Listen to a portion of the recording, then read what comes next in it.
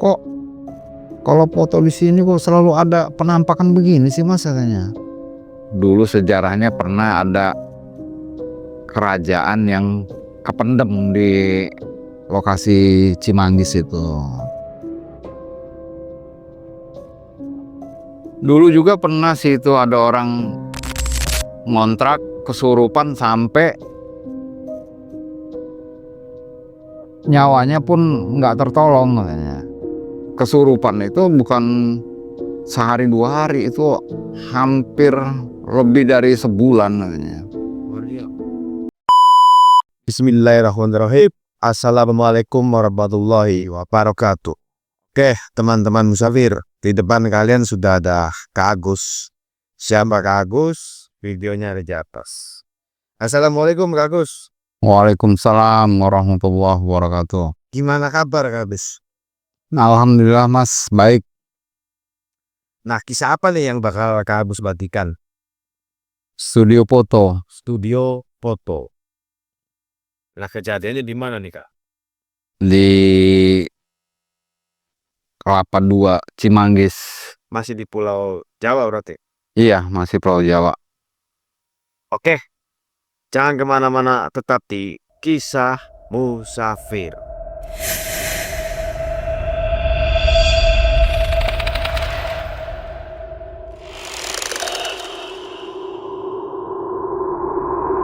Sekitar tahun 98 pas reformasi Mas. Ya pas lagi rame-ramenya di Jakarta ini. Saya ditawarin sama kakaknya teman saya, mau nggak kerja di ini, di studio foto nih. Ya kalau saya sih namanya pekerjaan apapun saya emang ya, apalagi yang berkaitan dengan hobi ya, kayak studio foto, foto-foto itu ya hobi saya emang. Udah saya kerjalah di studio foto itu Mas. Ya berjalannya dengan waktu, ya dari awal saya belum bisa sampai saya foto panggilan. Ya di studio foto sih aktif, tetap aktif terus, ada temen. Jadi sehari-harinya ada yang kadang foto kilat. Kalau waktu itu kan masih foto itu masih foto hitam putih Mas ya. Iya. Kalau masalah foto nyuci cetak foto itu kan kalau yang zaman ya masih zaman tahun 98 itu masih manual lah ya. Jadi masih kita cetak sendiri, kecuali dia cetak foto berwarna ya. Kalau berwarna kita udah langsung ke pusat gitu. Tapi ya nggak sedikit juga sih kalau lagi pas foto-foto di studio foto itu yang fotonya ada kejanggalan gitu. Ya pernah ada yang foto di sana kan banyak penampungan TKW itu ya.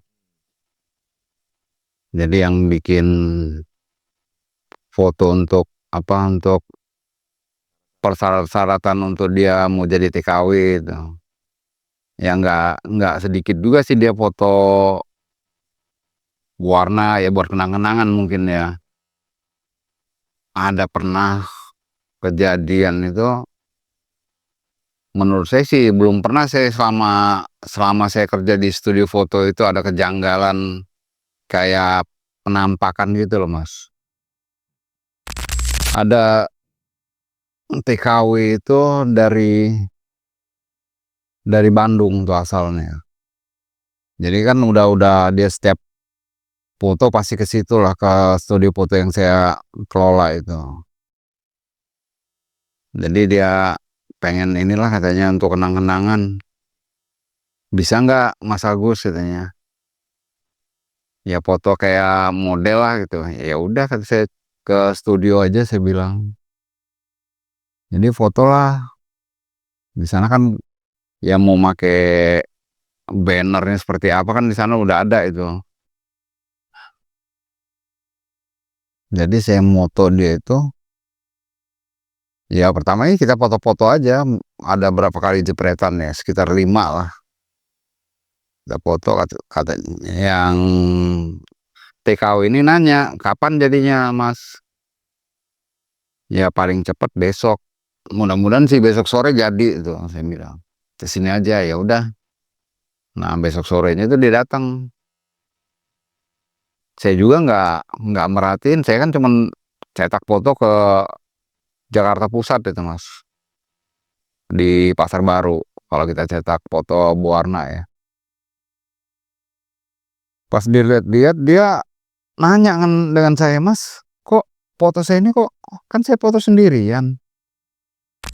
Kok ada ini sih, ada kayak berdua." Saya amatin tuh fotonya, iya juga ya. Kok ada kayak sosok laki-laki kayak ya pakaian sih pakaian zaman dulu itu, Mas. Kayak ada sigernya kayak kerajaan gitu. Ya kayak model-model kerajaan lah. Tapi ya berhubung gimana ya udah jadi ya. Si si teteh yang TKW tadi itu, ya udahlah saya bayar aja nggak apa-apa buat kenang-kenangan kalau jadi berkah buat saya kata dia. Ya udah, dibayarlah itu. Ya namanya di foto jatuhnya apa ya, studi foto saya itu yang saya kelola itu, kalau dibilang saingan nggak ada saingan karena jauh. Kalau dia mau foto lagi ya jauh di Pasar Minggu adanya. Yang terdekat ya cuman saya itulah. Jadi hampir setiap hari itu namanya studio foto itu nggak pernah sepi. Ada aja yang foto untuk anak sekolah, yang untuk KTP, yang ada emang dia sengaja foto keluarga.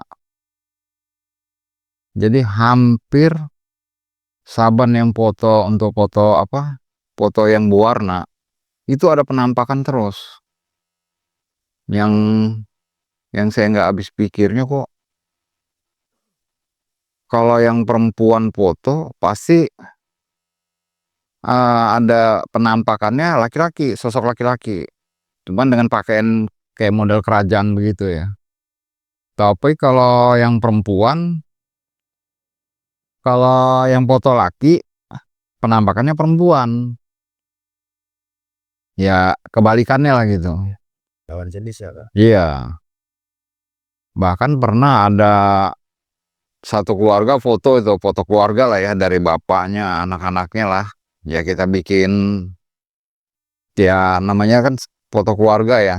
Jadi kita susun gitu, kita tata gitu. Itu bahkan ada sampai nyelip di belakang yang apa, objek saya itu, foto itu. Di belakang itu hampir kayak keluarga juga, Mas. Kata saya, apa studio foto ini ada ininya, ada keluarganya juga tapi pakaiannya sama, semua sama. Hampir sama semua pakaiannya kayak pakaian kerajaan semua. Kalau perempuan mah cuman ada apa, kayak bando tapi kayak emas gitu ininya.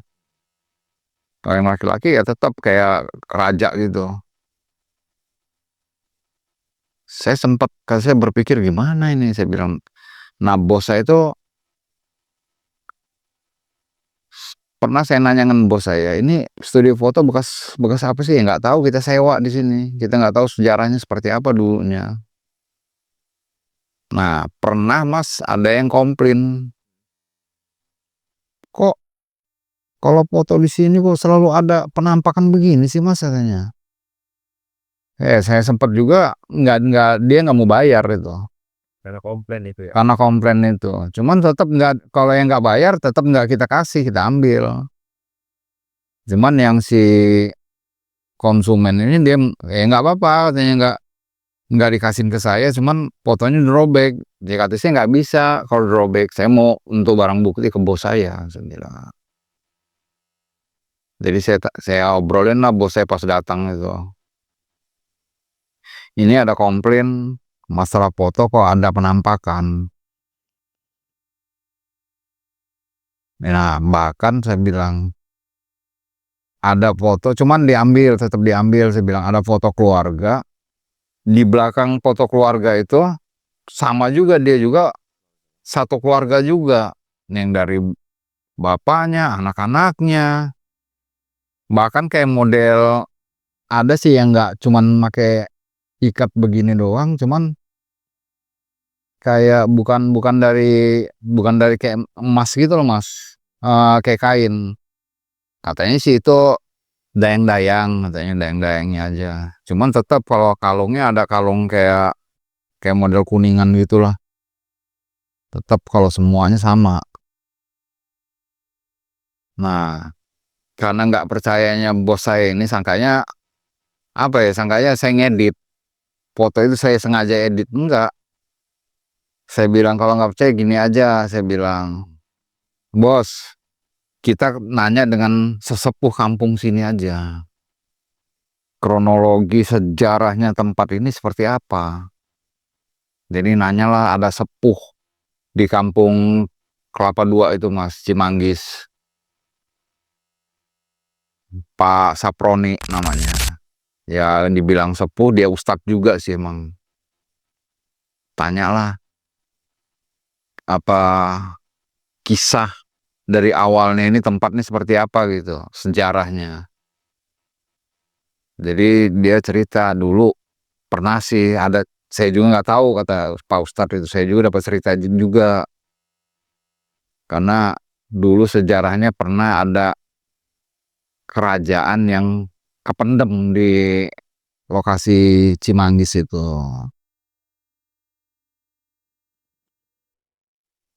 Jadi saya juga sempat kasih, "Waduh ini mau gimana, Bos? Kalau begini terus mah konsumen bisa lari, bisa kabur," saya bilang. Ya ketakutan lah, Mas.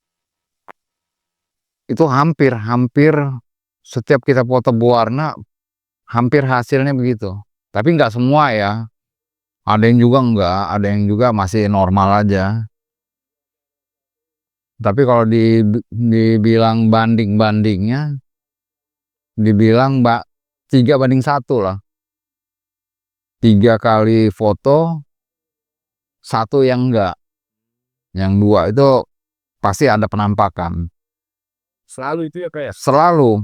Selalu ada. Cuman yang saya bikin anehnya kok penampakannya cuman itu-itu aja. Kayak satu keluarga gitu loh, Mas. Ada sih kadang-kadang anak kecil juga, cuman pakaian tetap pakaian kerajaan gitu. Kalau anak kecil polos, nggak ada apa-apa, cuman tetap dia make kalung yang ada kuningannya itu. Ada kayak burung-burungan di sininya.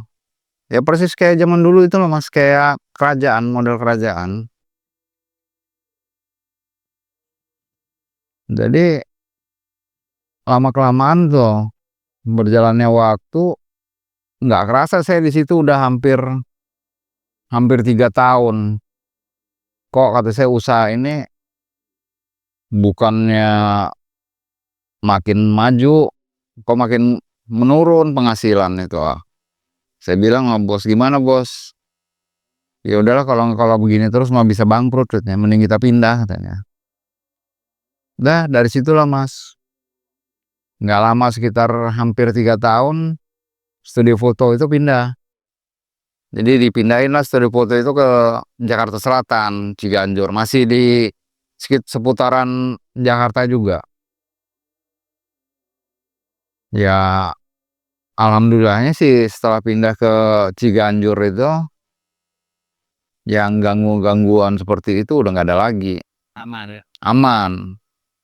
Cuman lebih parahnya lagi ada sih, lebih parah itu. Gangguan untuk orang yang foto nggak ada, cuman saya yang nunggu studio fotonya yang diganggu terus. Jangan lagi kalau pas lagi nggak ada orang gitu ya, kalau saya lagi ngelamun, lagi duduk, studio foto sepi, tahu-tahu ada yang kayak kursi ada yang nyeret, diseret-seret gitu. Antara ini kan kayak etalase gitu ya, kayak toko lah Mas ya, kan dibatas dengan layar, di belakangnya ada tempat kita biasa foto gitu ya. Kalau untuk orang foto nggak ada gangguan sama sekali, total belum pernah saya ngerasain itu. Jadi yang ada ya saya sendiri yang diganggu. Yang lebih pernah sih Mas, pernah saya itu sampai ke bawah mimpi. Sampai ke bawah mimpi, dari saya belum tidur, masih ya sempat dibilang santai, nyantai lah, sembari saya ngerokok, dengerin musik lah. Dari kamar cetakan di sebelah tempat kita biasa foto, ada kamar cetak untuk cetak manualnya itu Mas. Nah keluarlah dari kamar cetak itu kayak bayangan hitam, cuman nggak ada wujud apa-apa, cuman bayangan aja itu, tapi masih berupa sosok kayak kuntilanak modelnya. Wujudnya emang dia nggak wujud, tapi bayangan itu seperti ngegambarin sosok perempuan. Jadi lama-kelamaan saya juga udah mulai, kata saya, waduh nggak nyaman nih kayaknya tinggal di Ciganjur ini. Saya minta temen lah kalau emang boleh sama bos ini. Nanyalah dengan bos, gimana bos? Waktu di Cimanggis diganggunya seperti makhluk-makhluk yang ya dibilang makhluk yang yang kasat mata lah, yang nggak kita lihat, tapi waktu kita foto ada penampakan. Nah di sini saya yang digoda terus, saya yang diganggu. Bahkan pernah dari kamar cetak itu waktu saya santai, nggak ada sama sekali yang datang tuh di seluruh foto itu. Sembari saya lagi ngerokok, ada bayangan hitam itu bos, saya bilang. Ini saya udah ngalamin, saya baru ceritakan bos nih Mas. Jadi cuman bayangan, nggak ada wujud, itu cuman ngegambarin seperti perempuan lah bayangan itu. Waduh ini mah jangan-jangan kuntilanak, kita sereatin aja, kata si bos ini. Bos kalau bisa sih cariin saya temen lah. Kalau sendiri kayaknya sayanya agak rikuh loh. Udah mana saya kalau sendiri mah selalu bengong, saya bilang. Ya walaupun seberani-beraninya saya, ya tetap aja namanya saya juga manusia bos. Ngelihat begitu mah takut juga. Itu ada aja Mas. Luar biasa bener, rupanya situ itu kampung, emang kampung tua. Kalau kata sepuhnya orang Betawi ya di sana mah ya. Di sana hampir rata-rata orang Betawi kalau di Ciganjur itu. Kalau di tempat saya buka studio itu kan ngontrak juga itu Mas. Dulu juga pernah sih itu ada orang ngontrak kesurupan sampai nyawanya pun nggak tertolong katanya. Kesurupan itu bukan sehari 2 hari, itu hampir lebih dari sebulan katanya. Waduh luar biasa, pantesan kata saya auranya begini amat, udah tempatnya lembab, saya bilang. Jadi yang kami kontrak itu buat studio foto itu seperti kayak garasi mobil lah, yang nggak dipakai lagi, di sebelahnya yang punya kontrakan Mas. Jadi yang punya kontrakan pun jarang tinggal di rumah itu, karena mereka kan punya rumah lagi tuh kalau nggak salah sih di Tebet tuh, daerah Tebet. Paling kalau ke Ciganjur itu paling seminggu 2 kali paling. Ya rupanya mereka juga nggak cerita kalau emang tempat tuh angker. Iya, tadinya sih sempet saya karena si bos ini kan nggak ngasih-ngasih temen tuh buat saya. Tadinya saya mau mau pulang aja lagi lah, udahlah. Saya mau udah males kayak di Jakarta ini kayaknya katanya kota besar tapi kok yang mistis-mistis seperti itu, yang serem-serem masih lebih parah di Jakarta kata saya. Nah, pas saya udah ada niatan pengen pulang, ada nih dibilang nyasar. Dia langsung tertujunya ke studio yang saya tunggu. Sepasang sih Mas dia bawa motor. Ya kalau motornya mah ya dibilang keren mah keren lah waktu itu mah kayaknya mah. Kayak model NSR gitu lah, Honda. Jelas bener saya ngeliat orang motornya udah di-cutting itu, weh rapi bener saya bilang. Nah rupanya si cewek sama cowok ini mau nikah. Jadi nanya-nanya lah, bisa nggak Mas foto pre-wedding katanya. Ya bisa saya bilang. Misalnya kalau mau akadnya pun saya bisa jadi foto panggilannya saya bilang. Nah, hari itu pun jadi berunding-undingan, jadilah langsung foto prewedding. Ya foto prewedding juga make motor yang dipakai tadi. Udah kita foto, dia minta begini, begini ya kita ikutin. Ya foto preweddingnya juga kan di situ nggak jauh dari studio foto kami itu ada kayak lapangan golf Mas. Eh, apa sih lapangan toa namanya, golf toa ya. Nah disitulah, tapi bukan di lapangannya ya, di pinggir-pinggir lapangan itu. Ya kenal lah ininya apa pemandangannya. Ya kalau kejadian dia foto itu sekitar tahun 2001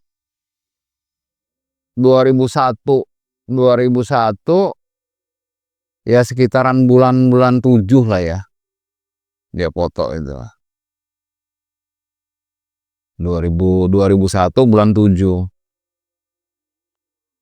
Jadi kapan Mas jadinya tanya. Ya kalau kalau untuk foto prewedding gini paling enggak 3 hari Mas saya bilang.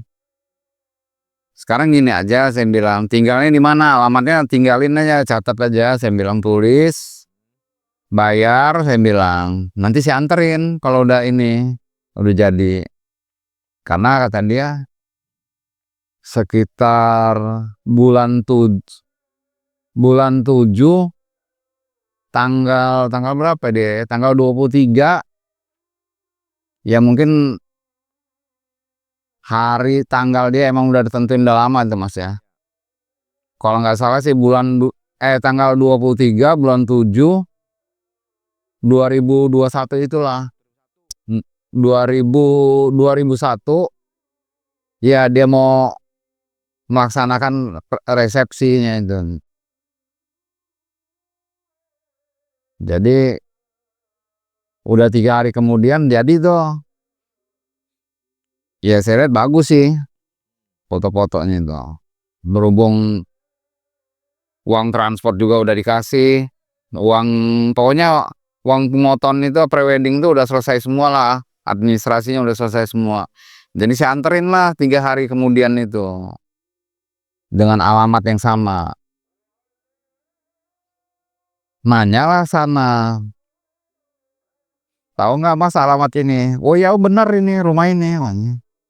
Nah pas ada bapak-bapak itu ngomong, iya ini anak saya katanya, namanya. Nggak ada, belum saya nunjukin foto, saya mau ini nganterin foto prewedding. Saya bilang, nah ini motornya Pak untuk ininya, kemarin pas foto-fotonya. bapaknya itu langsung nangis itu. Langsung nangis itu masalahnya. "Foto gimana sih? Kamu ini nggak usah bikin masalah ya. Anak saya ini udah 7 hari ini, hari ini hari ke-7. Hari ke-7 anak saya meninggal. Anak sama calon mantu saya," katanya. Dia meninggal bareng, Pak. Meninggal bareng, jatuh dari motor. "Pak, maaf nih mah Pak," saya bilang. "Saya bukan ngada-ngada. Uang pun udah dibayar," saya bilang. "Kalau nggak percaya Bapak ini lihatlah fotonya. 3 hari kemarin dari hari ini hasilnya foto." Pas dilihat Mas, yang kagetnya lagi, dilihat foto itu nggak ada sama sekali gambar.